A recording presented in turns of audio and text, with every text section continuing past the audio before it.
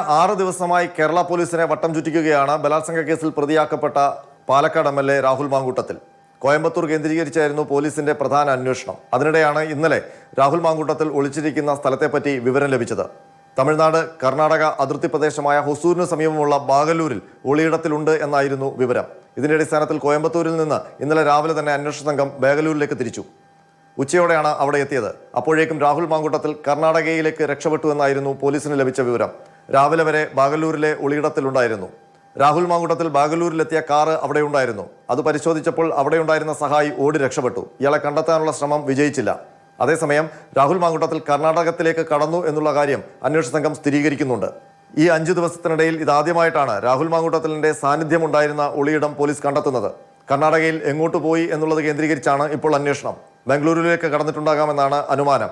അവിടെ സഹായമൊരുക്കാൻ സാധ്യതയുള്ള ചിലരെ കേന്ദ്രീകരിച്ച് പോലീസ് നിരീക്ഷണം ശക്തമാക്കിയിട്ടുണ്ട്. കഴിഞ്ഞ ദിവസമാണ് പാലക്കാട് കണ്ണാടിയിൽ നിന്ന് രാഹുൽ മാങ്കൂട്ടത്തിൽ മുങ്ങിയത് ഒരു ചുവന്ന പോളോ കാറിലാണ് എന്ന് തിരിച്ചറിഞ്ഞത്. ആ കാർ ഒരു യുവനടിയുടേതാണെന്നും പോലീസ് കണ്ടെത്തിയിട്ടുണ്ട്.